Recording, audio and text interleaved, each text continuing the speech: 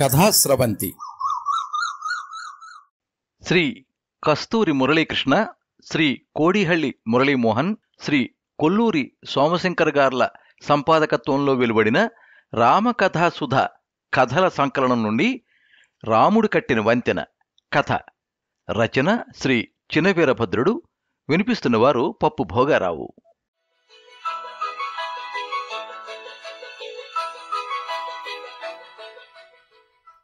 మే మాసపు ఆదివారం.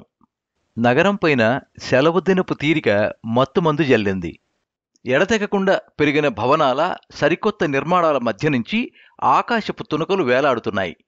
కాంక్రీటు గోడల, బాల్కనీల, కిటికీల అంచుల్ని రాపాడుతూ గ్రీష్మ ఋతువు మధ్యాహ్నం ఎప్పటికో బాల్యకాల స్పర్శని గుర్తుకు తెస్తోంది. ఏనాటి వేసవిది. అడవంతా మూర్ఛిల్లినట్లుండే ఆ గ్రీష్మకాల అపరాహ్నాల్ని జీవితకాలం మరోలేను. మాగన్నుగా నిద్రించినట్టుండే ఆ గిరిజన గ్రామం అంచుల్లో పండిన మామిడి చెట్ల వనాల మధ్య నుంచొక ఆహ్వానమేదో పిల్లలందరినీ ఊరించేది. అమ్మ ఒడిలాంటి ఏటి గుమ్ము.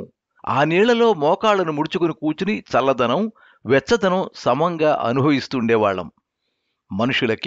మనుషులకి మధ్య అవిరళమైన ఆకాశం, అడవి సుగంధం. ఇప్పుడిక ఈ నగరంలో ఆదివారం తీరికదనాన్ని సోమరిగా, నిరుత్సాహంగా వెళ్లబెట్టాలని కూచున్నాననో, పడుకున్నాననో, లేచి అటూ ఇటూ తిరుగుతున్నాననో ఏదో ఒక క్రియాపదం ద్వారా సూచించాలనుకున్నా నిజానికి చేస్తున్నదంతా పూర్తి నిష్క్రియ. ఈ నగరం ఎంత క్రియాశీలం! పొద్దున్నుంచి రాత్రిదాకా ఎంత పరుగు, ఎంత కోలాహలం! కాని ఎన్నేళ్లుగానో చూస్తున్నాను, ఈ నగరం ఒక్క అడుగు కూడా ముందుకు వెయ్యదు. దాని ఆరాటంలో నాకేదీ మనోవికాసం గోచరించదు. ఈ నగరాన్ని నిరంతరం నిర్మిస్తూనే ఉన్నారు. నిత్యం వేల లక్షల హస్తాలు ఈ నగరాన్ని కడుతూనే ఉన్నాయి. అంతస్తుల మీద అంతస్తును లేపుతూనే ఉన్నాయి. కానీ ఇక్కడ నాకొక చిన్నపాటి నీడ కూడా లభించినట్టుండదు. నీడ అంటే ఏమిటి? నిన్ను నీవు మరిచిపోగల నిశ్చింత. నిన్ను చూసి నువ్వు భయపడవలసిన అవసరం లేని ఒక క్షణం. పక్క మనిషిని చూసి బెదరవలసిన అవసరం లేని తావు. నగరంలో తీరిక నన్ను నా గ్రామానికి, నా అడవికి, నా బాల్యపు ఆకుపచ్చదనానికి తీసుకుపోతున్నది. ఆ స్మృతులు ఆవహించినప్పుడు కలిగే మత్తులోంచి తేరుకోవడం కష్టం. ఎవరన్నా నా తీరికదనంలో, నా శూన్యంలో నా కోసం ఒక స్నేహస్తం చాపకూడదా అనుకుంటాను. ఎన్నో వందల టెలిఫోన్ నెంబర్లు, ప్రపంచాన్నంతటినీ కలుపుతున్న ఇంటర్నెట్, ఎన్నో చాట్ రూమ్లు, ఈమెయిల్ చిరునామాలు, శాఖోపశాఖలుగా అల్లుకున్న ఈ తంత్రుల్లో ఒక్క తంత్రి కూడా నాకొక మానవ హృదయాన్ని ముడివేయలేకపోయింది. ఇరుకిరుగ్గా ఒకరినొకరు తీసుకుపోతున్న ఈ జనసమ్మర్ధంలో ప్రతి మనిషి ఒక దీవిలా గోచరిస్తున్నాడు. ఎవరి ప్రపంచంలో వాళ్ళు. మనిషికి మధ్య సముద్రాల అగాధం. ఇక్కడ నన్ను, నా తోటి మనిషిని కలిపే శాశ్వత సేతువేమన్నా ఉందా అన్న నా ఆశ చావదు, అన్వేషణ చావదు. ఎందుకని నా బాల్యమే నాకిప్పటికీ నా నిజమైన జీవితంగా, తలుచుకోదగ్గదిగా, దాచుకోదగ్గదిగా అనిపిస్తున్నది. ఆదివారం అనగానే వారాంతపు సంత కోసం నడిచి వెళ్తుండే నా తండ్రి, ఏరు దాటి ఉత్తరం దిక్కుగా నల్లని గొడుగుతో తెల్లని వస్త్రాలతో నడిచి వెళ్తుండే ఆ మానవుడు నెమ్మదిగా ఆ మలుపు తిరిగి అడవిదారిలో కనుమరుగయ్యే ఆ గొడుగు నీడ, ఎందుకు ఆ దృశ్యమే నన్నెప్పటికీ వెన్నాడుతున్నది. ఆదివారం మధ్యాహ్నం అన్ని టెలివిజన్ ఛానళ్లలో ఎన్నో మధ్యాహ్నపు సినిమాలు. సాయంకాలం కాగానే నగరం ప్రతి కూడలిలో ఒక సమావేశం, ప్రతి హోటల్లో ఒక విందు, ప్రతి రాత్రి కొన్ని కలయికలు, సంతోషపు కేరింతలు. కాని వేసవి ఆదివారాలంటే నాకింకా ఆ వైశాఖ మాసపు అపరాహ్నాలే. నెమ్మదిగా ఆకాశమంతా ఆవరించే తెల్లని కొంగల బారులు, నల్లని మబ్బులు గుంపులు గుంపులు, తెల్లని కొంగలు బారులు బారులు, అవిగో అవిగో. ఇంతలో నా సోమరి నిశ్శబ్దాన్ని తునాతునకలు చేస్తూ పిల్లల గుంపుకటి నా ఇంటి వాకిట చొరబడింది. మేముంటున్న అద్దె ఇంట్లో మాది కింది భాగం. మా ఇంటి ఆవరణలో పెద్ద పోర్టికో. ఆదివారం కావడం వల్ల కార్లతో, టూ వీలర్లతో నిండి ఉంది. పిల్లలంతా ఆ ఇరుకు పోర్టికోలోనే, ఆ సన్నని సందుల మధ్యనే గుమికూడారు. నా తీరికదనపు మత్తు నుంచి నన్ను నేను కొద్దిగా తప్పించుకుని కిటికీ దగ్గరికి వెళ్లి నిల్చున్నాను. ఏదో ఓ మానవ కంఠస్వరాన్ని వినితీరాలన్న నా ఆతృతకు అన్ని పిల్లల గొంతుల్ని ఒక్కసారిగా వినేటప్పటికీ ఉల్లాసం అనిపించింది. చూతురు కదా, ఆ గుంపు మా ప్రమోద్ మిత్ర బృందం. వాళ్ళందర్నీ ఉద్దేశించి వాడేదో చెప్తున్నాడు. అంతా 5-6 మొదలుకుని 10-11 వయసులోపు పిల్లలు. దాదాపు 10 మంది ఉంటారు. మగపిల్లలు, ఆడపిల్లలు సమానంగా ఉన్నారు.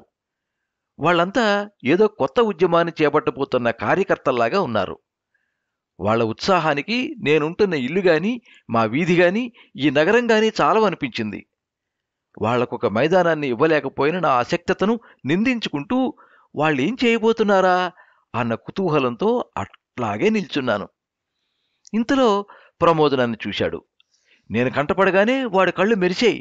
ఒక్క ఉదుటను వచ్చి, నాన్నా, మేం రామాయణం నాటకం వేయబోతున్నాం, చూస్తావా అన్నాడు. రామాయణం నాటకమా? నగరంలో ఈ మధ్యాహ్నం రామాయణం అనే పదమే నాకెందుకు అసందర్భంగా వినిపించింది. అయినా పిల్లలందర్నీ అది ఆదివారం ఇంటి నుండి బయటికి రప్పించిందంటే ఆ నాటకమేమీ సామాన్యమైంది కాదనిపించింది. రామాయణం నాటకాన్ని ఉచితంగా చూపిస్తామంటే మాత్రం ఈ సాయంకాలం ఈ నగరంలో ఎంతమంది బయటికి రాగలరు? ఎవరి సంగతో ఎందుకు, నా మటుకు నేనైతే బయటికి కదలనే కదలను. కానీ నా పసితనం ఇట్లా ఉండేదా? ఇటువంటి ఒక వేసవిలోనే ఒక వెన్నెల రాత్రి మా ఊళ్ళో లంకా దహనం తోలుబొమ్మలాట వేశారు. పొద్దున తోలుబొమ్మలాడేవాళ్లు మా ఇంటికి వచ్చి మా నాన్నను కలిసినప్పటి నుంచి నా ఆతృతకి హద్దు లేదు. నేను తోలుబొమ్మలాట గురించి వినడం అదే మొదటిసారి, చూడడం కూడా అదే మొదటిసారి. తోలుబొమ్మలాట గురించి చెబుతూ అప్పుడు నా తండ్రి నాకు కథ కూడా చెప్పాడు. తోలుబొమ్మలాడే కుటుంబం ఒకటి ఒక రాత్రి దారి తప్పి ఏదో ఊరు పొలిమేరలకు చేరేటప్పటికీ అక్కడంతా సందడిగా ఉందిట. ఎవరెవరో వీళ్ళని పట్టుకుని బొమ్మలాట ఆడమన్నారట. అన్ని ఏర్పాట్లు చేశారట. రాత్రి ప్రదర్శన మొదలై కొద్దిసేపు అయిన తర్వాత బొమ్మలాట బృందం పెద్ద మనిషి తెర ముందుకు తొంగి చూస్తే అక్కడున్నది మనుషులు కాదు, దెయ్యాలట. ఇక ఆ రాత్రంతా వాళ్లు తెర మీద ఆంజనేయ స్వామినే ఆడిస్తూ ఉన్నారట. తెల్లవారి చూసేటప్పటికీ వాళ్ళు ఆడిస్తున్న తెర ముందు ఒక్క ప్రాణి కూడా లేదట. నాకు చాలా కాలం పాటు ఈ బొమ్మలాట వాళ్ళు మా ఊరి పెద్ద చెరువు కింద పొలాల్లోనే ఆ బొమ్మలాట ఆడి ఉంటారనిపించేది. ఆ రోజు మధ్యాహ్నం అంతా వాళ్ల నాటకానికి మా నాన్న దగ్గరుండి ఏర్పాట్లు చేశారు. ఈతాకులతో పందిరివేశారు. పాతగుడ్డలతో తెరకట్టారు. తెర మీద బొమ్మల రంగుల నీడలు చూడటానికి ఆముదం దీపాలు వెలిగించారు. తెర వెనక చప్పుళ్ల కోసం మా బళ్ళో బెంచీలు, నేల బెంచీలు పట్టుకొచ్చారు. ఆ రాత్రి అందరూ అన్నాలు తిన్నాక, ఊరు అడవి మాటు మణిగాక, చంద్రుడు ఆకాశంలో చక్కగా కుదురుకున్నాక అప్పుడు మొదలైంది నాటకం. పద్యాలతో, స్తోత్రాలతో, ఊరి పెద్ద మనుషుల గురించి పొగడ్తలతో, అందులో అధిక భాగం మా నాన్న గురించి పొగడ్తలే. కొన్ని వేల మంది ఊరేగింపు చేస్తున్నంత హడావిడితో బొమ్మలాట మొదలైంది. ఆ రాత్రంతా ఆ నాటకాన్ని నేను కళ్ళప్పగించి చూశాను. ఊళ్ళో పెద్ద మనుషులంతా ఏ రాత్రో ఇళ్లకి వెళ్ళిపోయారు. మళ్ళా పొద్దుటి ఇంటి పనులు నిలవనివ్వవని గృహిణీలు ముందే వెళ్ళిపోయారు. మిగిలింది పిల్లలు, కొందరు ముసలివాళ్లు. ఆ రాత్రంతా హనుమంతుడు సముద్రాన్ని ఈదుతూనే ఉన్నాడు. పిల్లిలాగా లంకానగరం గోడ ఎక్కుతున్న హనుమంతుడికి లంకిని అడ్డుపడేటప్పటికి తెల్లవారిపోయింది. బహుశా నేను పెరిగి పెద్దవాడినవుతున్న కొద్దీ రాముడికి దూరంగా జరుగుతున్నానేమో. నా ఎదుట ఈ నగరంలో పిల్లల ప్రపంచంలో ఇంకా సజీవంగా ఉన్న రాముణ్ణి చూడగానే అతడు పెద్దవాళ్ల ప్రపంచంలోంచి ఎప్పుడో నిశ్శబ్దంగా తప్పుకున్నాడని స్ఫురించింది నాకు. ఆ మధ్యాహ్నమంతా ఆ ఇరుకు పోర్టికోలో పిల్లలు రామాయణ నాటకానికి ప్రణాళిక వేస్తూనే గడిపేశారు. మరి మీ నాటకానికి స్క్రిప్ట్ ఎవరు రాశారు అని అడిగాను ప్రమోద్ని. కథ నేనే రాసుకున్నాను, స్క్రిప్ట్ నువ్వు రాస్తావా అని ఎదురడిగాడు. రామాయణ కథను నాటకంగా మలచడానికి ఉవ్విళ్ళు అనే సంస్కృత నాటకకర్త ఎవరున్నారు?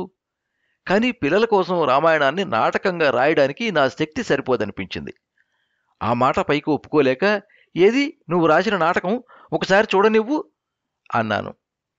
రాయడం అంటే రాశానని కాదు, అంటే కాగితం మీద రాయలేదు అన్నాడు పిల్లవాడు. మరి మా ఫ్రెండ్స్ అందరికీ కథ చెప్పేశాను, దేని తర్వాత ఏం జరుగుతుందో చెప్పేశాను, ఇంక ఎవరి డైలాగులు వాళ్లే చెప్పుకుంటారు అన్నాడు. అని పాత్రధారుల పరిచయం కూడా చేశాడు. లక్ష్మణుడు మనోజ్, భరతుడు రాజా, అమృత ఆంజనేయుడు. మరి రాముడో అన్నాను. పిల్లవాడి ముఖంలోకి ఆహ్లాదమనే తేనెలో ముంచి తేల్చిన సంతోషపు ఛాయ పొంగిపొర్లింది. ఇంకెవరు, నేనే అన్నాడు. అంటూనే లోపల గోడకు తగిలించిన ధనుర్బాణాలు తీసుకుని ఒక్క ఉదుటను మళ్ళా బయటికి దూకాడు. ఆ బాణాలు ఎప్పుడో ఒక గిరిజన మిత్రుడు నా పిల్లల కోసం చేయించి ఇచ్చినవి. అడవికి దూరంగా ఉంటున్న ఈ కాలంలో అడవిని గుర్తు చేసే తీపి గుర్తులవి. నాకు అర్థమైంది. పిల్లవాడు కొద్దిసేపు రాముడిగా జీవించే సంతోషం కోసం ఇతర బృందాన్ని కూడగట్టాడన్నమాట. ఒక ఆదివారం క్రికెట్ ఆడుకోవడానికో, టీవీలో సినిమా చూడ్డానికో సరదా పడే తోటి పిల్లల్ని రామాయణానికి మళ్లించడానికి వాడు ఎంత ప్రయత్నం చేసి ఉండాలి? ఇంతకీ పిల్లవాడిని రామకథలో అంతగా ఏమి ఆకర్షించి ఉంటుంది? వాడి చిన్నప్పుడు రాత్రిళ్ళు నిద్రపుచ్చడానికి ఏదో కథ చెప్తుండేవాణ్ణి. అన్ని కథల్లోనూ కొద్దిగా సాగదీసి చెప్పగల కథ రామాయణమే కాబట్టి ఎక్కువ రోజులు ఆ కథే చెప్పాను వాడికి. భారతం అంతకన్నా ఎక్కువ రోజులు నడిచి ఉండేది కానీ అది వాడిని ఆకట్టుకోలేకపోయింది. చెప్పిందే మళ్ళా చెప్పించుకుంటూ వాడెన్నో రాత్రుల్ని రామమయం చేసేశాడు. వాడికి చెప్పానన్న మాటే గాని రామకథ నిజంగా నన్ను ఆకట్టుకుందా? నా అంతరాంతరాల్లో రాముడు నన్ను నిజంగా సమ్మోహనపరిచాడా? నాకెప్పుడైనా ఆయన ఒక మానవీయ ఆదర్శమని గాని దేవుడిని గాని అనిపించాడా? నా చిన్ననాటి రోజుల్లో మా ఊళ్ళో రామకోవెల నాకొక ఆకర్షణ. ఆ రామకోవెల్లో చేసే రామనవమి ఉత్సవాలు నేను బహుశా 2, 3 మాత్రమే చూసుంటాను. కానీ ఆ ఉత్సవాలు తలుచుకుంటే చాలు చెప్పలేని మాధుర్యం, దిగులు నన్నొక్కసారిగా ఆవహించేస్తాయి. ఒకప్పుడు బాగా పాడుపడి ఉన్న ఆ రామకోవెలను ఊరంతా కలిసి బాగుచేసింది. ఆ గుడిని బాగుచేయడం, రంగులు వేయడం, విగ్రహాలు పోతపోయడం, అదంతా ప్రతి ఒక్క సంఘటన, ప్రతి చిన్న అంశం నా స్మృతిలో తప్పిపోకుండా భద్రంగా ఉన్నాయి. కానీ ఈ మానవ సంతోషం వెనుక, దేవుడి పేరిట చేసే ఆ పండుగ వెనుక, ఆ విగ్రహాల వెనుక ఆ రాముడు, అతడి గురించి నాకేం తెలుసని? నన్ను రామకోవెల ఆకర్షించినట్లుగా, రామనవమి ఆకర్షించినట్లుగా రాముడు ఆకర్షించాడా? ఆ మాటకొస్తే సాధుమూర్తులైన నా గురువుల్ని కూడా వాల్మీకి రామాయణం, రామచరితమానస్ ఆకర్షించినట్లుగా రాముడు ఆకర్షించాడా? మహాత్ములైన కబీరుని, త్యాగయ్యని, గాంధీని కూడా రామనామం ఆకట్టుకున్నంతగా రాముడు ఆకర్షించాడు అనుకోను. నా ఆలోచనలకు అంతం లేదు. రాముడు ఒక బరువైపోయాడు. బహుశా నా దేశానికి కూడా. ఒక్క రాముడు కాదు, ఎందరో రాముళ్ళు. అందులో చారిత్రక రాముడు గురించి ఎవరికీ ఏమీ తెలీదు. ఎప్పుడో ఏ పురాతన కాలంలోనో చెప్పుకోదగ్గ ఒక రాజవంశానికి చెందిన ఒక ముసలిరాజు 3వ భార్య మాటలు విని తన పెద్ద కొడుకుని అడవికి పంపించిన మాట వరకు నిజంగానే జరిగి ఉంటుంది. ఆ పెద్ద కొడుకు వెంట అతడి భార్య కూడా. బహుశా నవవధువు అడవి బాట పట్టి ఉండాలి. రాజుగారి అనుచరులు వాళ్ళని గంగానది ఆవలకు పంపించేసి ఉండాలి. ఆ సంఘటన బహుశా నిజంగానే జరిగి ఉండే ఆ సంఘటన మోయలేని బరువు నా జాతి స్మృతికి. మారు మాట్లాడకుండా, తండ్రి మాటకు ఎదురు చెప్పకుండా రాజ్యాన్ని వదిలి వెళ్ళిపోయిన ఆ మానవుణ్ణి తలుచుకున్నప్పుడల్లా ప్రతి తరంలోనూ జనహృదయంలో ఏదో అనుతాప తరంగమొకంటికి ఉవ్వెత్తున ఎగసిపడుతూ ఉండాలి. తన స్వగ్రామం నుంచి, తన తల్లిదండ్రుల నుంచి దూరం కావలసి వచ్చిన ప్రతి మానవుడికి రాముడు ఎంతో కొంత బోధపడుతూ ఉంటాడు. తన స్వజనం నుంచి బహిష్కృతుడైన ప్రతి మానవుడు రాముడి అనుభవంతో తన అనుభవాన్ని పోల్చుకుంటున్నాడు. ఆ చారిత్రక రాముడి నుంచే పురాణ పురుషుడైన రాముడు, కావ్య నాయకుడైన రాముడు రూపొంది ఉండాలి. తను పుట్టిన ఊరిని, రాజ్యాన్ని, అన్నిటికన్నా ముఖ్యం తల్లిదండ్రులను వదులుకోగలిగిన ఆ స్వభావంలో తక్కిన వారందరికీ ఆదర్శంగా చూపదగ్గదేదో కనిపించి ఉండాలి కవులకి. ఏ కవుల రామాయణ కావ్యాలు స్పందింపచేసిన దానికన్నా ఎక్కువగా ఆ మధ్యాహ్నం పిల్లల రామాయణ నాటక ప్రయత్నం నన్ను స్పందింపు చేసిందనవచ్చు.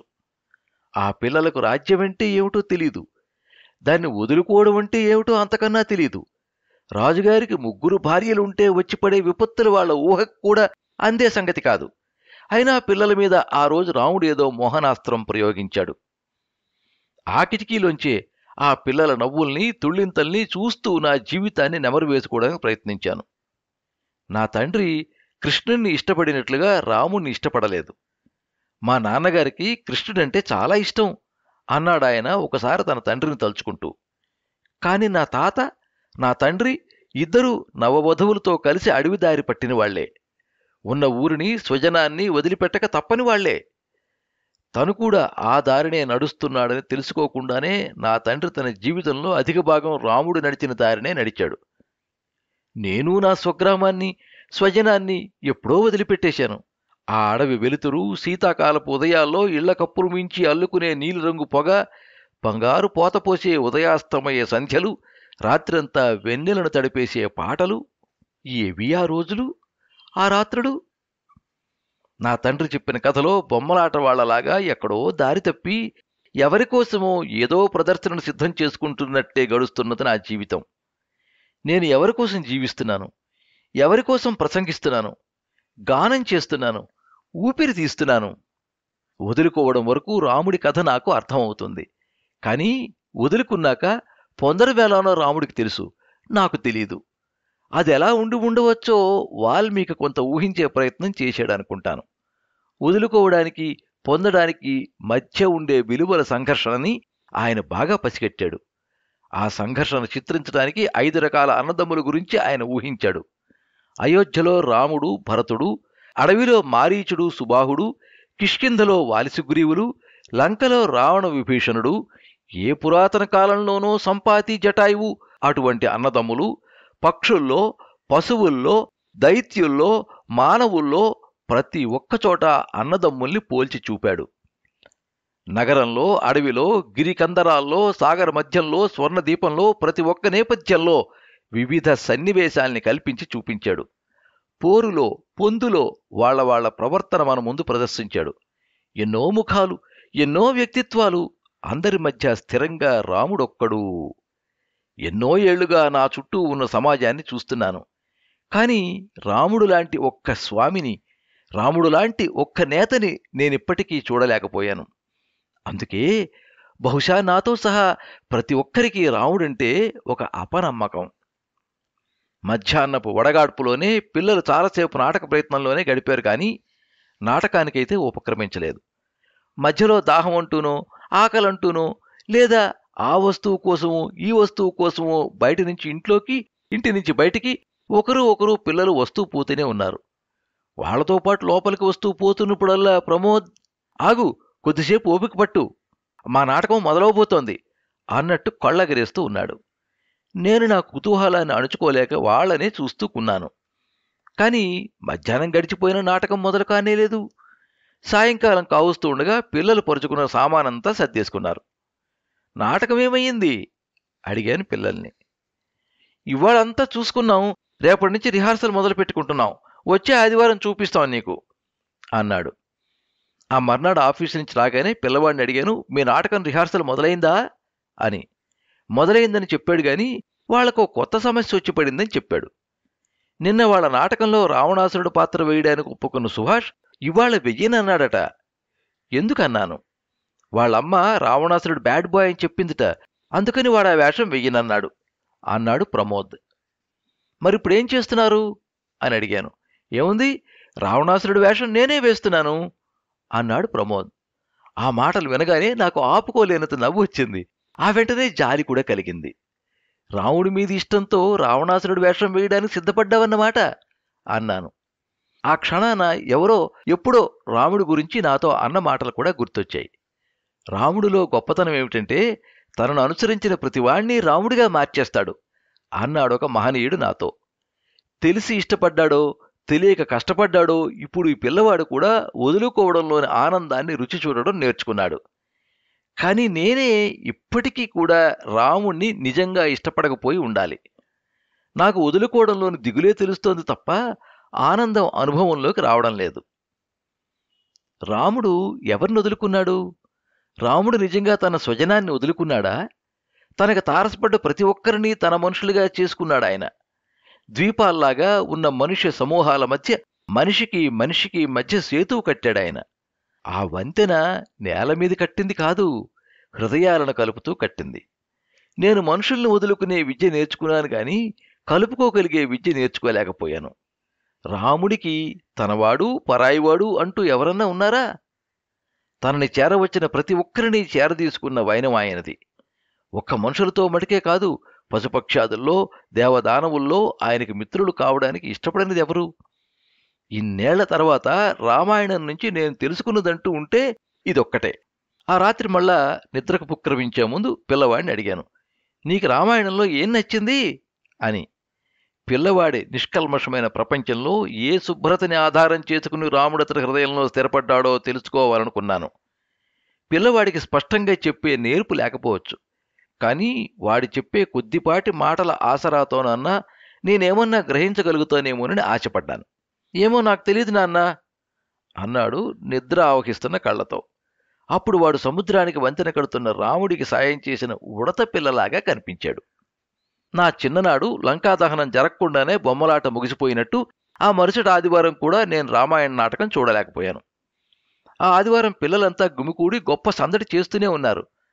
ఆ వేసవి నిశ్శబ్దంలో కాసేపు రాముడు, సీత, శూర్పణఖ అనే మాటలు, రావణుడు, ఆంజనేయుడు అనే అరుపులు వినబడ్డాయి గాని నాటకం వేస్తున్నట్టుగా నాకేమీ కనిపించలేదు. సాయంకాలం కాగానే పిల్లలంతా ఇళ్లకి మళ్ళుతున్నారు. ఏమైంది మీ నాటకం అని అడిగాను. మేమిప్పుడు రామాయణం వేయడం లేదు అన్నాడు ప్రమోద్. అయినా వాడి ముఖంలో నిరుత్సాహం గాని నిర్లిప్తత గాని లేవు. మా ఫ్రెండ్స్ అంతా పవర్ రేంజర్స్ నాటకం వేద్దాం అంటున్నారు, రామాయణం వద్దంటున్నారు అన్నాడు. మరి నువ్వు రామాయణం వెయ్యాలని కదా ఇన్నాళ్ళు ప్రయాసపడ్డావు, ఒకసారిగా ఇలా మారిపోయారే అన్నాను. పోన్లే, మా వాళ్ళంతా పవర్ రేంజర్స్ని ఇష్టపడుతున్నారు. రామాయణం స్టోరీ వాళ్ళకి కష్టంగా ఉందిట, డైలాగులు నోరు తిరగడం లేదు, అందుకని పవర్ రేంజర్స్కి మారిపోయారు అన్నాడు ప్రమోద్. వాడా మాటలు అంటున్నప్పుడు మనుషులకు దూరంగా జరుగుతూ రాముణ్ణి తెలుసుకోవాలనుకునే నాబోటి వాళ్లకన్నా మనుషులకు దగ్గర కావటానికి, అవసరమైతే తనని వదులుకోవటానికి సిద్ధపడే వాళ్ళకి రాముడు ఎక్కువ సన్నిహితుడు అనిపించింది.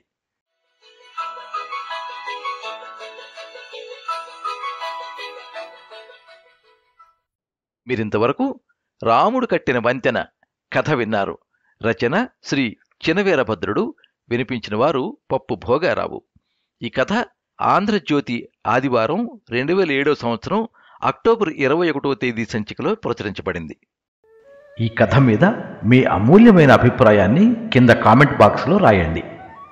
ఈ వీడియోని లైక్ చేయండి, మీ మిత్రులందరికీ షేర్ చేయండి. ఇలాంటి మరిన్ని మంచి కథలు వినిపించడానికి ఈ ఛానల్ని సబ్స్క్రైబ్ చేసుకోండి. పక్కనే ఉండే బెల్ ఐకాన్ని క్లిక్ చేస్తే ఇలా అప్లోడ్ చేసే వీడియోల వివరాలన్నీ కూడా మీకు ఎప్పటికప్పుడు నోటిఫికేషన్ ద్వారా తెలుస్తాయి. ఎప్పుడు మీ అభిమానాన్ని కోరుకునే పప్పు భోగారావు. సర్వే జనాః సుఖినో భవంతు. కథా స్రవంతి.